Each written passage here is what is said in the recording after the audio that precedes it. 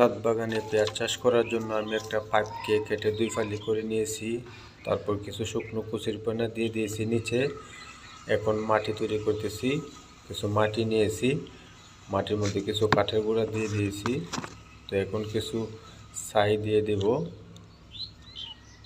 কিছু ছাই দিয়ে দিলাম, দিয়ে কাঠের গুঁড়ো, মাটি ও ছাই পত্র মিক্স করে নিলাম, নিয়ে শুকনো কচুরিপানার উপরে দিয়ে দিতেছি। দিয়ে এখন পেঁয়াজগুলো আমি রোপণ করে দিতেছি।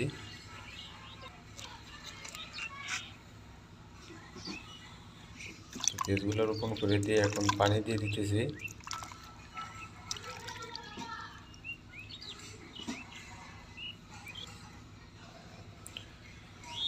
কিছুদিন পর পেঁয়াজের চারা একটু উঠেছে, তো এখন আমি নিচের গোড়া আর একটু মাটি দিয়ে দিতেছি।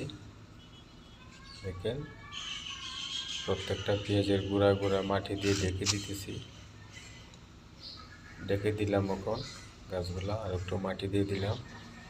দেখুন, আর কয়েকদিন পর পেঁয়াজের চারাগুলো অনেকটাই বড় হয়ে গেছে।